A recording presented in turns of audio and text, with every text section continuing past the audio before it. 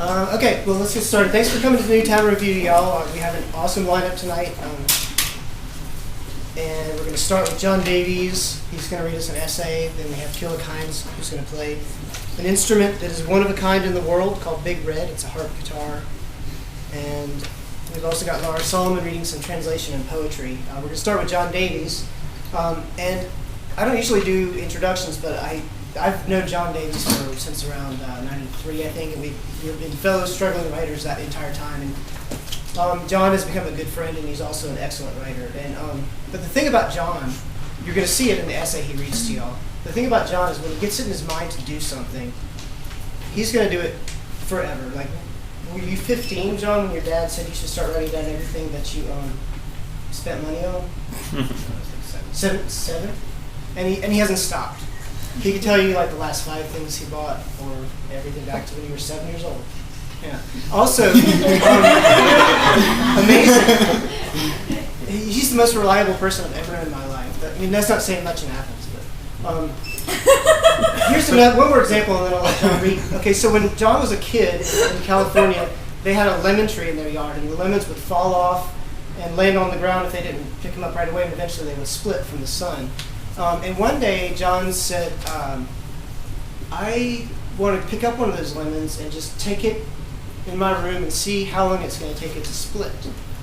And that was in 1985? So I give to you a 28-year-old lemon and Jon Davies.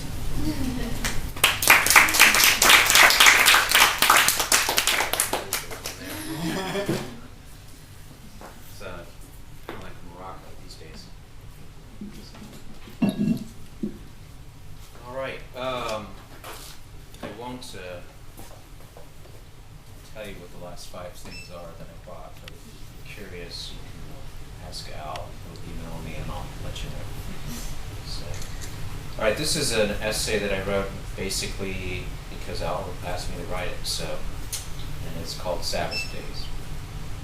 In the city where I grew up, Pasadena, California, at the height of the popularity, if we may call it that, of my faith, between 1 in 50 and 1 in 200. That's about 0.5 to 2% of the city's inhabitants were adherents. Add to that the Seventh-day Adventists, who had a church just up my street, and a hospital on the other side of town, and the occasional practicing Jew, and you'll have a sense of how common the keeping of the seventh-day Sabbath was in the community.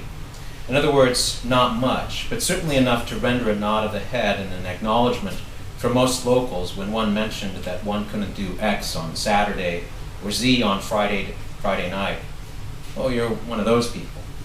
Members of my church were quiet people, mostly non-proselytizing, which meant that quite a few residents didn't even know that we existed. That our church's college campus and church headquarters operations took up over 1,000 acres in the southwest quadrant of the city, that the magazine The Plain Truth originated from there, as did The World Tomorrow, a religious television show with over 1 million viewers each week, and for a short period, the #1 religious program in the country. On any given residential block in Pasadena at that time, you'd have likely found a church family's home. My friend Mike David and his widow mom lived 1 block north of us, across busy Washington Boulevard. My friend Joe's lab lived 1 block east and south.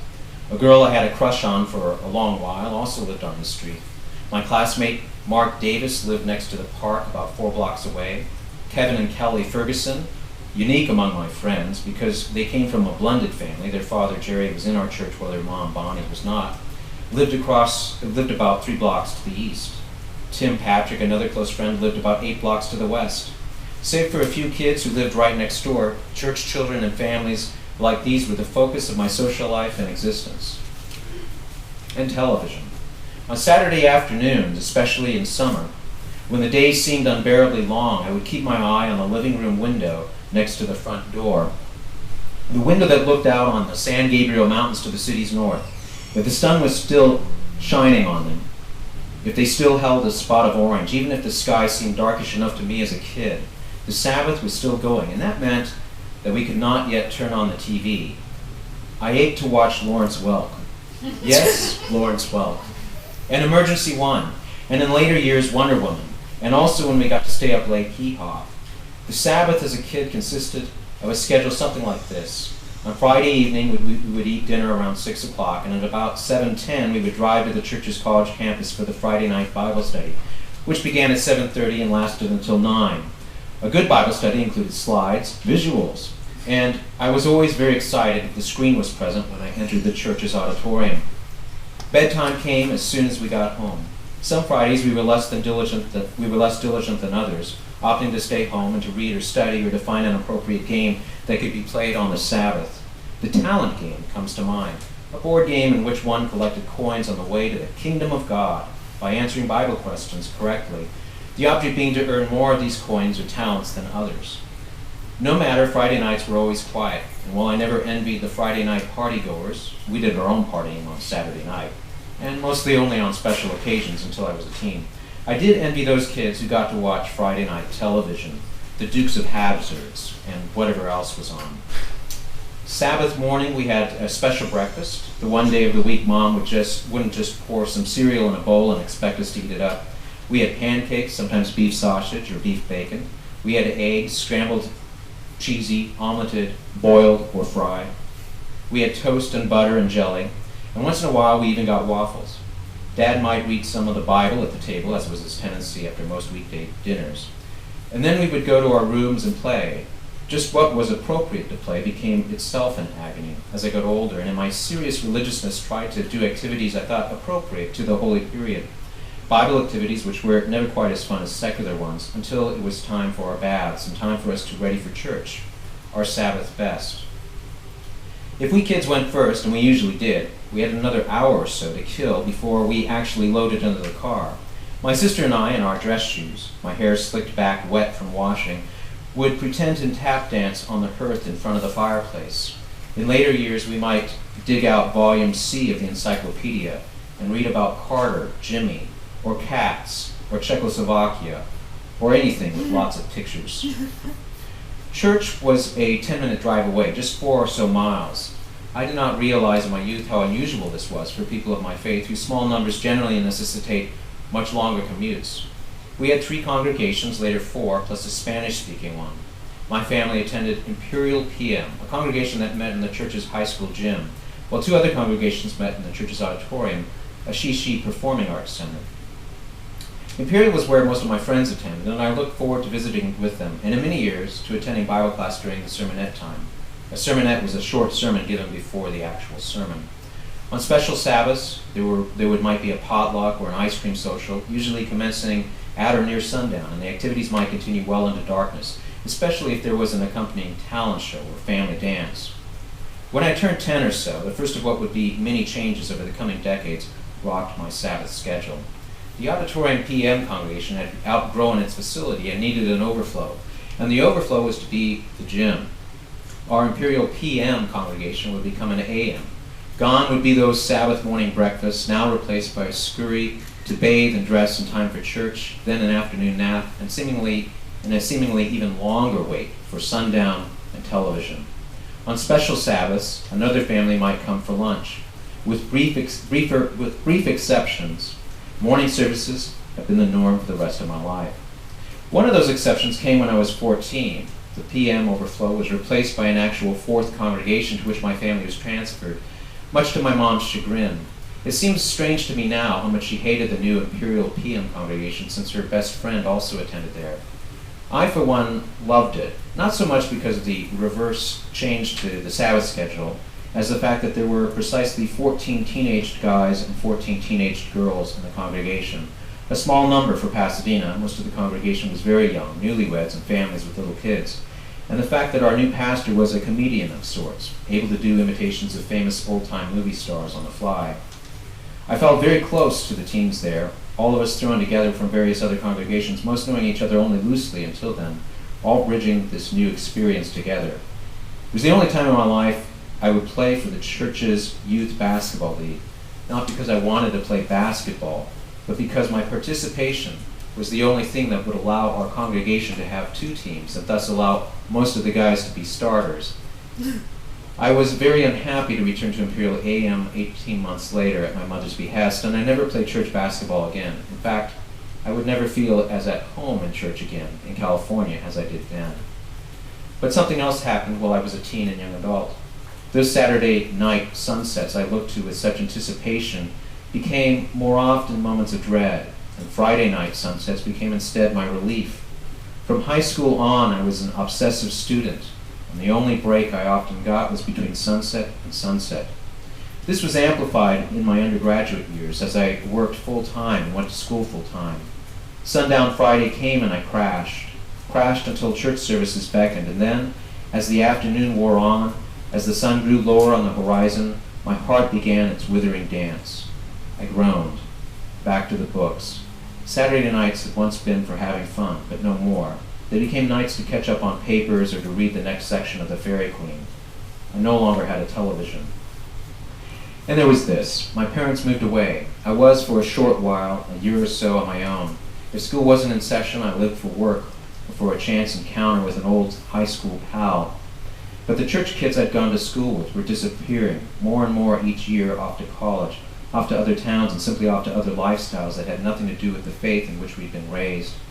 I found myself attending not only church services, but also Friday night Bible study, hoping I'd meet an old friend or maybe someone new, someone outside my regular congregation, most especially a woman, someone I could date. It never happened, and I wouldn't have had the guts to ask her out if I did. I grew lonely, but I also came to know, as my closer friendships came more and more to include those with whom I worked instead of church people, what it was to have freedom, to live among those with differing perspectives, to spend nights talking about the evils of capitalism and the merits of the work of writers like Milan Kundera versus your typical bestseller, all the while listening to awful music by the Butthole Surfers and good music by Camper Van Beethoven, to be at a party where people might smoke weed in a back room, a substance I'd smelled coming from the neighbor's yard as a kid, a subject of great dismay to my parents, a substance from which I would abstain and from which I still do, but to know such people who would smoke it, and who would play rock music without worrying about a parent or a teacher or a minister looking over their shoulder, telling me, this is what is okay and this is what is not. That kind of freedom. When my parents returned to California, I didn't want to be back under their eye, and I began to plot an escape. I moved to Mississippi, graduate school. Sabbaths changed again. My commute to church became a 90-minute ordeal, from Oxford all the way to Tupelo, one that began at 8 in the morning, and that reconvened sometime around 1 in the afternoon. The people there had accents I couldn't understand. They were lumberjacks and printers and construction crew members. When I moved there, only 2 other members of the congregation lived in Oxford, one an older woman and one a gal around my age who, unfortunately for me, already had a boyfriend. Friday night, since I had a roommate who does a television, I watched it. Documentaries, ancient mysteries, mostly the Bible. Saturday night, my schedule's not quite as hectic. I'd venture out or stay at home with the roommate watching one of the Star Trek offshoots, and then SNL. I had to take off days for Yom Kippur, Rosh Hashanah, Sukkot. Holidays we usually refer to by their English equivalents: Day of Atonement, Feast of Trumpets, Feast of Tabernacles. Having been raised in a religious school and having taken the fall quarter off during my undergraduate years in favor of attending during the summer, I had never had to take these fall holy days off from school. It was a lot of time to take, and frustrating to miss so much class. It also meant that I had to inform the head of graduate instructors that I'd be gone. A few days later, I received a call from an English professor with whom I never actually ended up taking a class. Did I want to attend a prayer meeting on Friday night? He was Jewish. Some of the other university faculty gathered then as well. I was tempted, but I wasn't Jewish, I explained, and in the end I felt just a bit too awkward ever to take him up on the invitation. Something else happened while I was in Mississippi. The church with which I attended decided that all this Sabbath stuff, these biblical holy days, was bunk. Christ was the Sabbath, as in a way indeed he is. That meant we no longer had to keep it. My own views didn't align with these new ideas that were essentially the same as most Protestant denominations. And I pondered what to do next, how to react. Many people left the church to form others. Many others left because they no longer believed anything at all.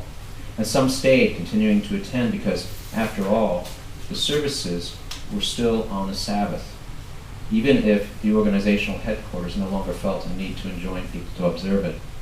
I took the latter approach.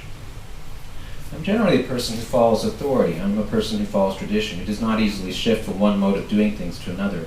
One might say that the move to Mississippi, in a sense, had been extremely gutsy and unusual for me. Back when I was in California, I often wondered whether my religious beliefs came more from my rearing than from my own convictions. One could argue that life in mid-1990s Mississippi offered me the ultimate chance to test those convictions. I knew no one when I moved there. 2 church people lived in my town as compared to a church person on each block. None of my local friends were of my faith, and no one anymore was looking over my shoulder. Even the church itself had abandoned its own core doctrines. I had cover, even an authority's cover, had I wished to change, and I didn't. For the next several years, I was a rebel, even within my own church, a person of one faith attending within a congregation that was rapidly shedding most of its previous tenets. I studied my Bible with a fervor I never had before, a bit frustrated that graduate school demanded much of the time I'd have liked to have devoted to reviewing just what the tenets of my personal faith should be. And my Sabbath changed too. No longer did I drive home after church and nap. I stayed up and studied, and later, after several people had left to forge a new church group, I attended a second service, one with my old church group in the morning and one with this other group in the afternoon. I compared each set of doctrines, and I continued to keep the Sabbath. But time changes things. Over the course of the next 7 years, my strict Sabbath ways began to lag. Sure, I would not work on the Sabbath. That was clearly wrong on my understanding. But whereas I'd at one time not have even gone to a party on the Sabbath, I found myself more and more engaging in social activities on that day. After all, the very church I was attending said the Sabbath wasn't necessary, and few around me paid notice to it, not even churchgoers. In Fort Worth, where I moved next, I diligently left a bar at sunset the first time I went to happy hour with coworkers. The next time I went with the flow and stayed, simply enjoying the relaxing ambience in which I was ensconced. An art opening on the Sabbath? In California? No way. In Fort Worth? Sure. I'll drop by. I became more liberal, visiting once one of the break-off groups, listening to the pastor debate within himself and with others in the congregation about to what degree cleaning the building after church services was appropriate and to what degree such cleaning should be left till after sundown. I was struck by how long ago such worries had occupied the church I more regularly attended. Indeed, how long ago such questions had worried me. What exactly is appropriate behavior on the Sabbath day? Like so many of the regulations written out in Scripture, there is relatively wide room for variance in practice and interpretation. Think, for example, about a rule most people practice in their daily lives today. Sabbath keepers are not. Christians are not. Thou shalt not commit adultery. What exactly does that mean? For some married couples, even having a lunch alone with a member of the opposite sex who's not your spouse would be unacceptable. For other couples, an opposite gender best friend is perfectly fine. And so it goes for the Sabbath day. The biblical injunction regarding the Sabbath specifies 3 major things. 1 is not to work on the Sabbath, nor to have others work for you. 2, 1 is to set the Sabbath apart as holy. And 3, 1 is to assemble with others on the Sabbath to worship God. And yet, what exactly constitutes work? The Jews have a term for certain people who are hired to do certain tasks the Jewish people are not supposed to do on the Sabbath day. These people are called Shabbos Goyim, because the Jews are not to engage in business on the Sabbath either. The Goy is provided a gift before the Sabbath begins so that the work is understood to be that person's voluntary action. Most members of my faith would dismiss such a strict and frankly silly letter of the law in adherence to the biblical injunction.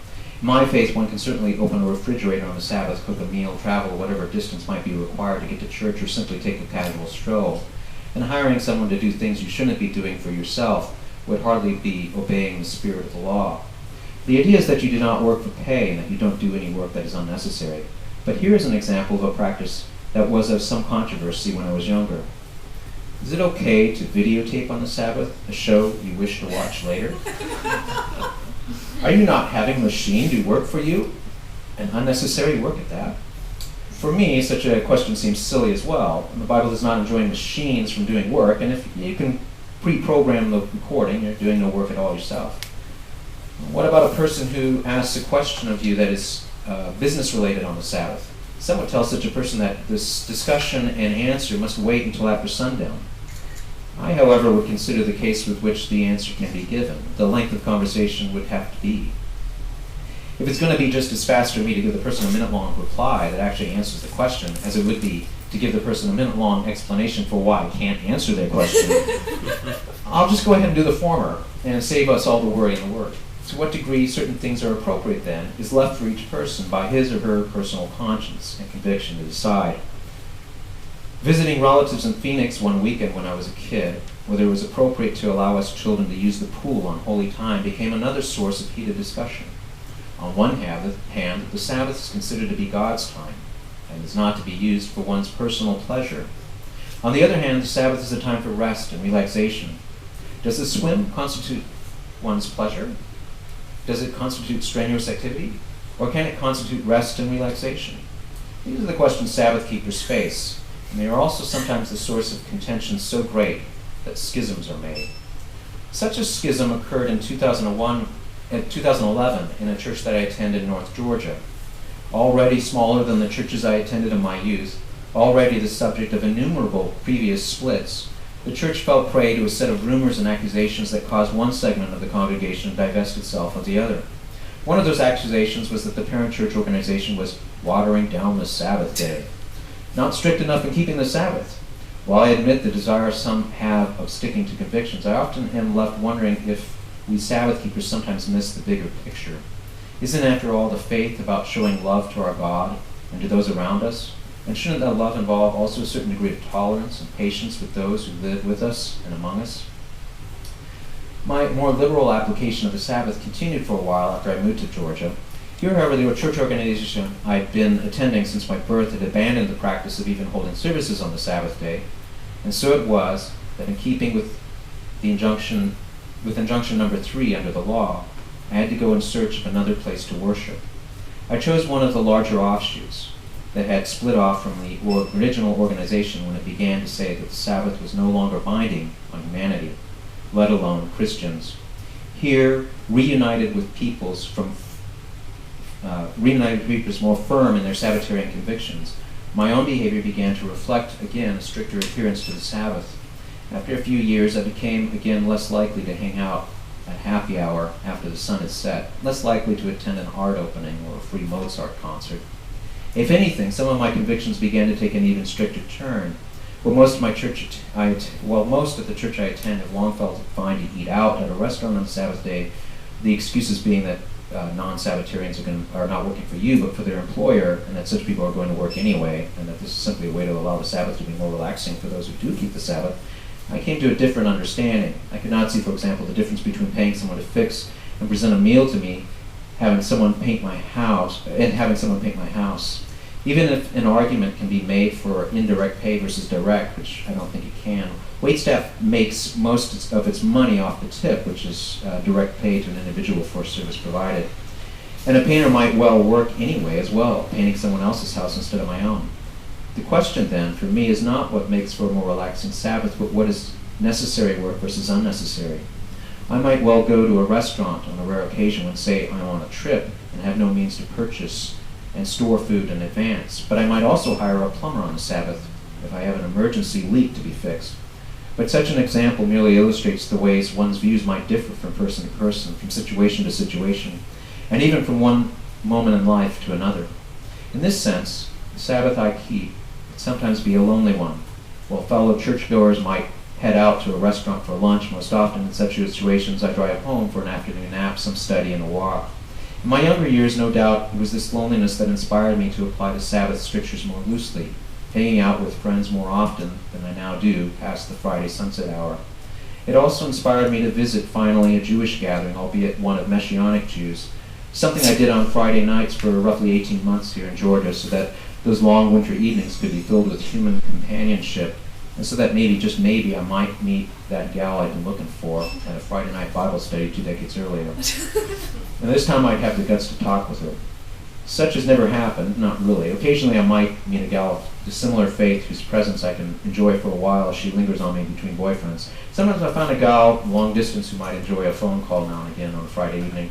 Most often, though, Friday nights are spent alone, studying scripture, resting for the next day, when I get up early to drive to Atlanta for church, and then return by myself to nap, take a walk, and study some more. And yet, despite that solitude, I also know that I have many more friends, and trustworthy ones at that. And it does sound like the Sabbath is about to begin. So I have to leave you, but thank you very much for your time.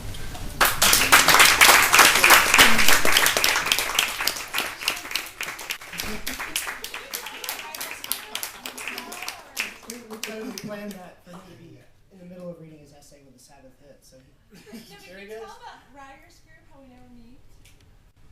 On the Sabbath. Yeah, and he doesn't come to Newtown Revue once we moved it to Friday. Yeah. But he came to this one until, I think the sun's still up. We could probably get him, do you think? Anyway, so Jon also has some chapbooks for sale in the back. And next, Killick Hinds is going to play some music, and he's going to introduce himself. Only if you want me to. Yes. Well, that was a great exit. I can't top that. Okay. So this is what I said to Al. I said, my name is Killick. I've been focused on making music for 28 of my 40 years. I find myself more and more moving deeper into music as a mystical, ritualistic, sacred vehicle for finding stillness. My worldly experience keeps me tethered, thankfully, as I navigate with you the ethereal unknown. There's always 3 parts to this journey. 1, welcome. 2, spatialization and discontinuity. And 3, safe return.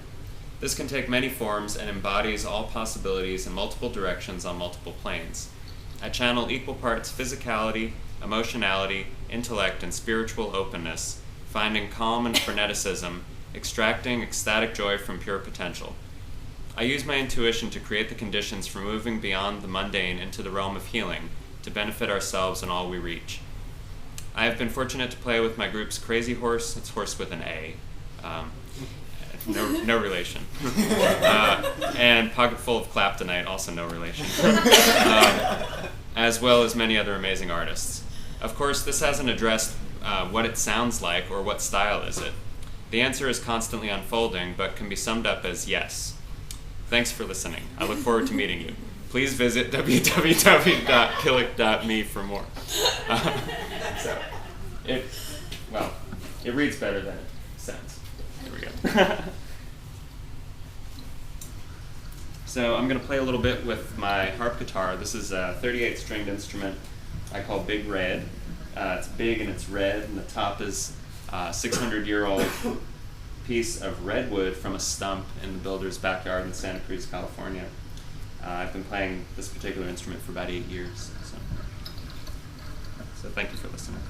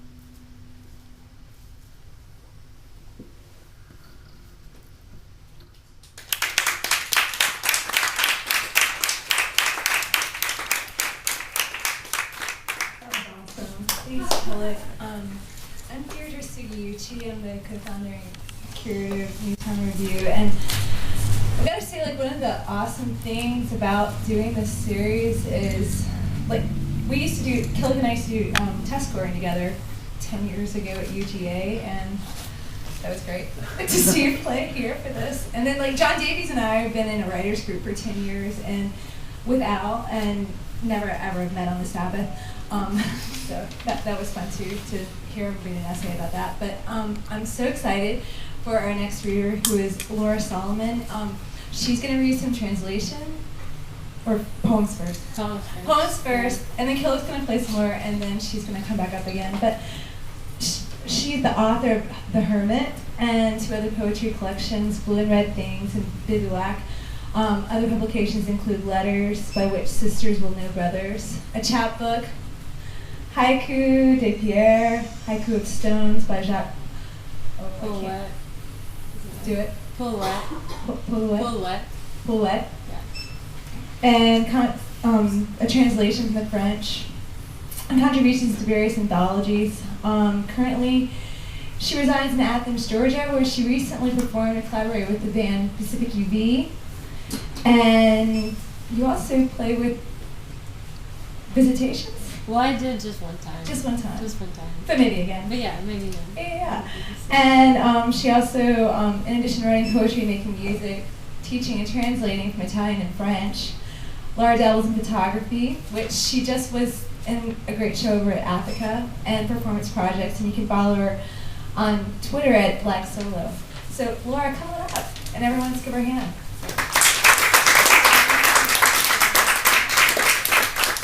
Thank you. I didn't know all these people got here. So I'm gonna read 4 poems that I've been reading a lot lately, and I am scared I'm constantly bothering people with the same poems. So I'm gonna read 1 very old poem, 1 slightly old poem, and 2 very new poems. And then I have some translation. I have some prose and translation. Okay. So this might be shocking. I don't know. For various reasons. Okay. So this first one is called "Advice to a Female Poet." Advice to a female poet: keep your cunt to yourself and out of the poem. Burn your corsets with your organ collector, all those crocuses, crotch shots, polyamorous musical chairs. Formaldehyde the private parts of your head, and with them the more rarefied contents of your heart. Do not inconvenience the world with your capacity to love, it, him, and her, bore everyone into abstinence. If you come, keep it quiet so as not to torture your neighbors with the holiest of sounds. Forget your sex if you can. Find the G-spot, detach with latex glove, and fling as far as your fingers or up your lover's asshole. No, but love is not for everyone. The public bathroom is so fuckable. Haven't you noticed how sad the bedposts since we neutered them into respectability? That alabaster dumpster for love's more rowdy ways, and wherein lies human glory with last week's lettuce brownly wilting. I was very young when I wrote that. and very angry. I'm still angry now. I'm just old now. Okay, so actually Brittany is here, and the title of this poem was something that Brittany said one day, and I was like, write that down. Wear beige and lay low. All fall long the faint scent of fascists. Like Mozart, I would like to make an opera of daily life. People who like this, text to the left, text to the right. And now I will embarrass you with sex. I will say sex so many times.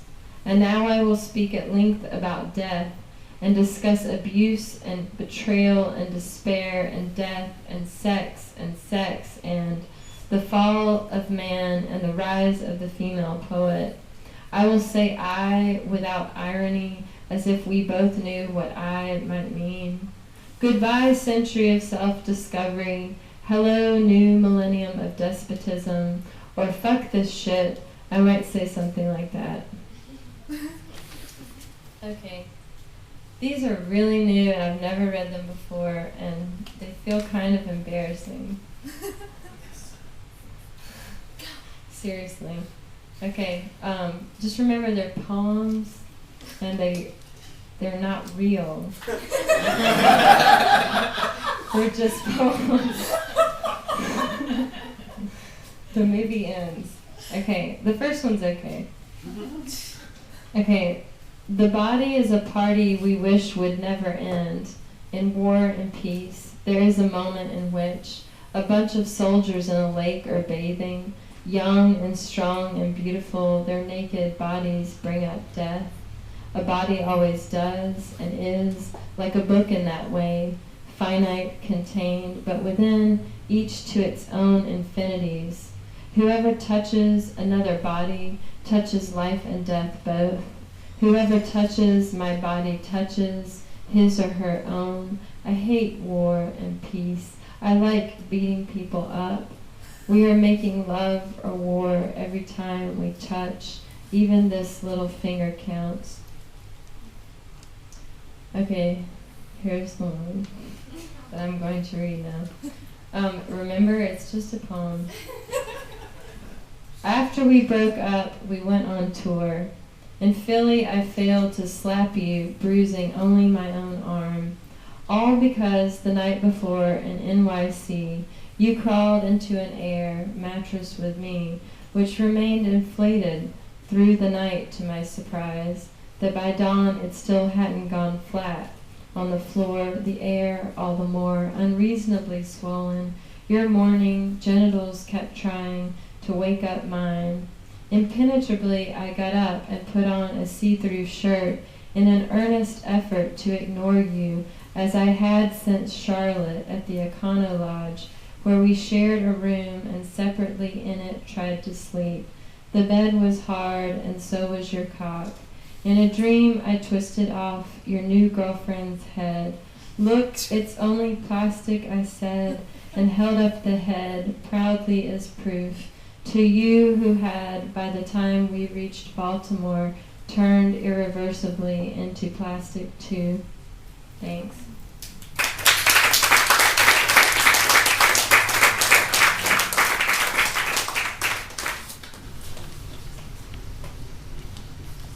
I can't follow that. You can't. Please follow. Please do. In the awkward silence.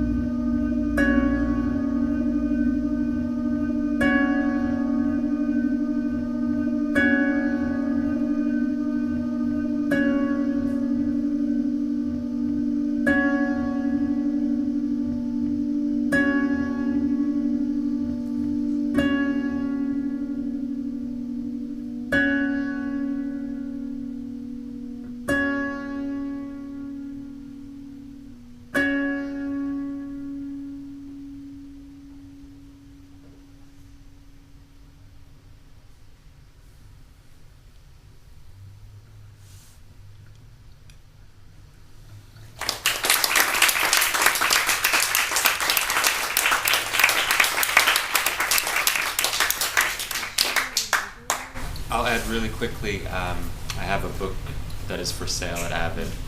It's an autobiography wherein I attempt to explain how I arrived at this path in life, among other topics. It's called The World for a Dying Antidote, and I appreciate Avid's support over the years. So thank you again for listening.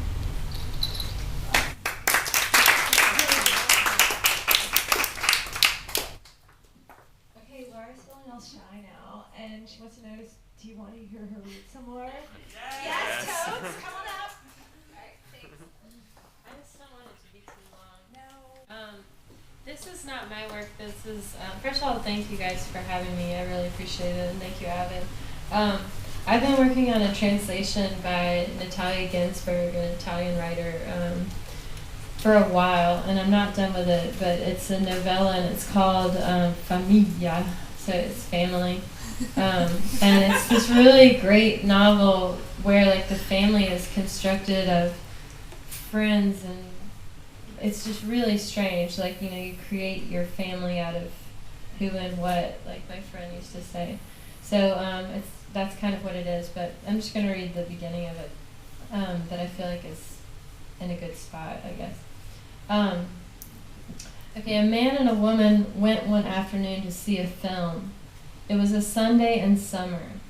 With them was a girl of 14 and 2 little boys, aged 7. The man was tall, handsome, dark-haired, and curly-headed, with a big brown face and a wide, serious mouth. He wore black eyeglasses and a very wrinkled blue suit. The woman was short and unattractive, with a narrow face, an olive complexion, and black hair coiled on top of her head, a long refined nose, thickly browed, green eyes, slumped shoulders, and broad thighs. She wore a jean skirt and a very faded blue t-shirt. The two were friends and had known each other for many years. Long ago, in their youth, they had been lovers and had lived together. Now, however, they were only friends. The girl with them was the woman's daughter, Angelica. She was tall, with fire-red hair that spilled across her shoulders, a lock of which dangled down over one eye so that only the other eye, yellow hazel, could be seen, and she was very freckled. She wore a grass-green skirt shaped like a bell and a blouse of raw silk. The smaller of the 2 boys was the man's son. His name was Pierre Giorgio, but was called Dodo. He was fat, with glossy chestnut-colored hair combed smoothly against his forehead, eyes timid and rotund, and he was wearing a camel-hair cardigan sweater, knotted at the waist. The other boy was skinny and dark, with big white teeth that protruded from his lips. His name was Daniele, and he was the son of the woman's neighbor, a certain Isa Melli, who was tired that day and wished to spend the entire afternoon asleep. "But why that cardigan?" said Angelica, pointing at the fat child, her voice thin, scathing, and logical. She was highly annoyed to be out with her mother on a Sunday afternoon and with those children, and her one eye among the freckles was bored and fierce. The man lifted the lock away from her temple. For a moment there flashed the second eye, then the lock concealed it anew. "Because," said the man, "at the cinema, with the air conditioning blasting, it can get as cold as the North Pole." The film was in color and entitled Baratro.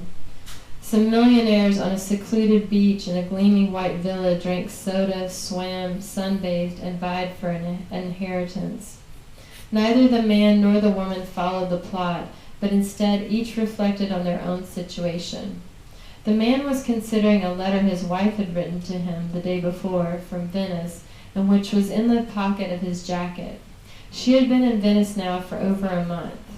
For the first time since his birth, Dodo had not been taken along on holiday, but was merely passing the mornings at Fregene and the afternoons at home in boredom. The man no longer loved his wife, but he was jealous of her. He assumed that she must have someone in Venice.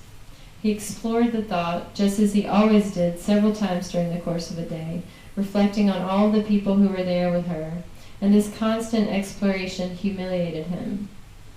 If he were to bring Dodo along, he could go there himself, but he lacked any real desire to do so, and cited to himself the excuse that he had to finish the book he was writing on suburban development in the modern city. The woman was thinking about her parents, with whom she and Angelica usually ate lunch on Sundays, and with whom every Sunday she would argue over politics, her parents having grown exceedingly conservative in recent years.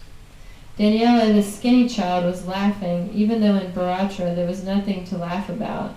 Squealing and kicking, he doubled over in his seat, knocking violently into Dodo, who was seated next to him. Dodo laughed too, turning his frightened, round eyes towards his father. The air conditioner must have been broken, since nothing seemed to be humming, and it was as hot inside as it was out. The North Pole, said Angelica. The man said that it seemed to him, he seemed to recall that in another theater not very far away, with absolutely top-notch air conditioning, they were showing an animated film, more enjoyable for the children. The woman asked why he hadn't said something about it before. He said he was going to say something about it before, but it had seemed to him as though she had very much wanted to see Baratra. She said that in all truth she found animated films intolerable.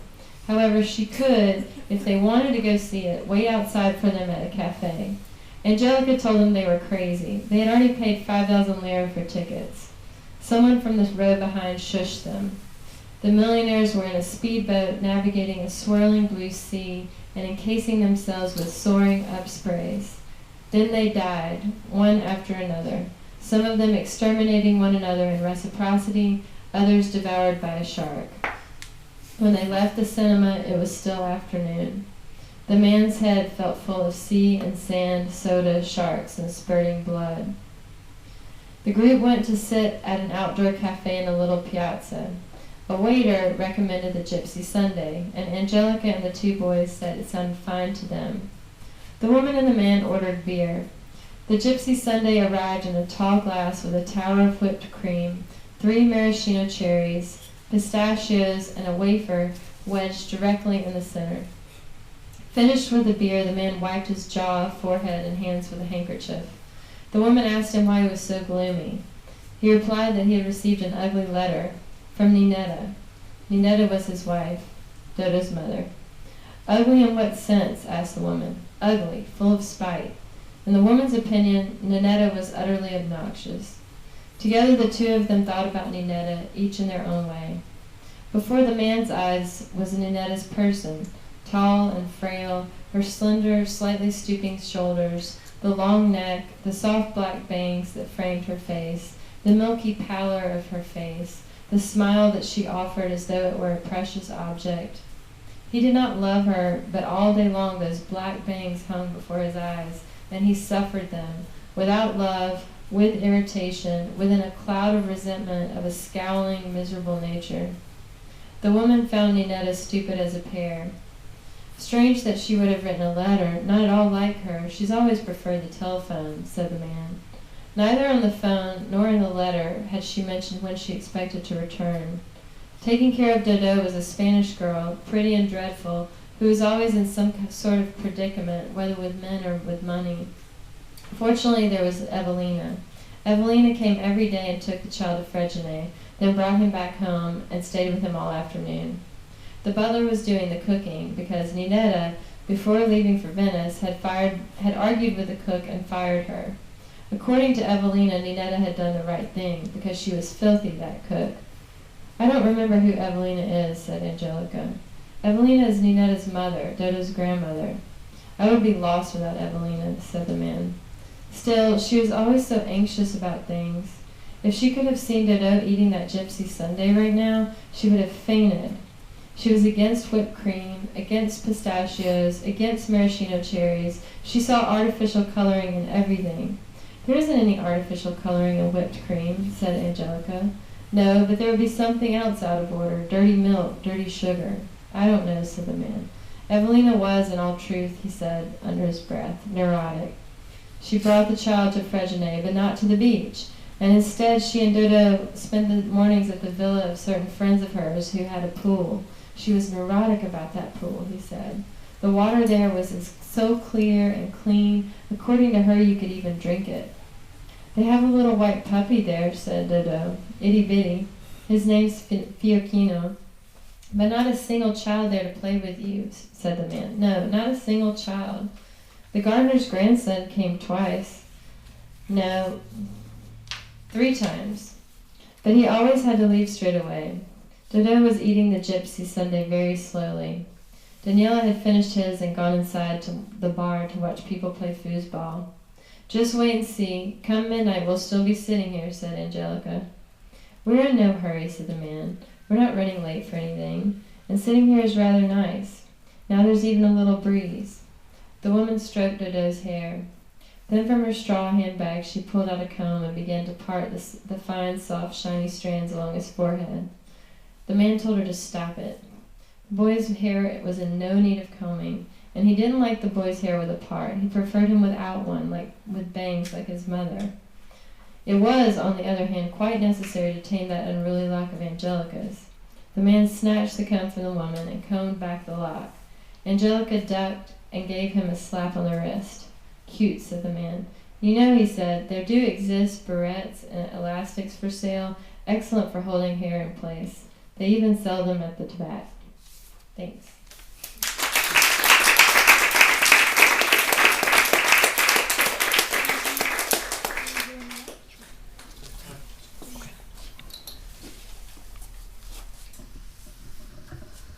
Thank you again, everybody.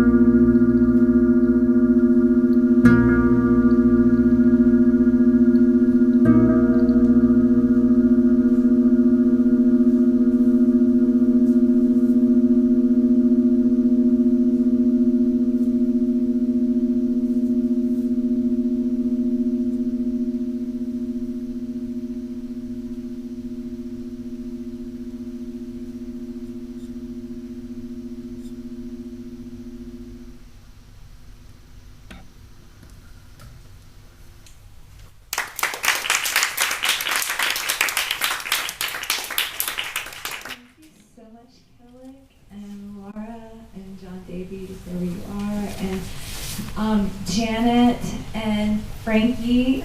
Please support Avid Bookshop. We also would like to thank Bart Lemahieu for doing the recording, and Beth Thrasher and Michelle Cottle of Thrasher Photography and Design for doing our flyers. And I also just want to tell you guys, on December the 6th, we have a fun, awesome event, which is going to be the Newtown Revue Avid Christmas party, and it's going to be different than a regular Newtown Revue. We're going to have different writers and musicians come up and read like excerpts of their favorite books, and you can buy them for presents for people, so that you love. And I love all of you. Thank you so much for coming. Have a great night, and come back again. Thanks. Bye-bye.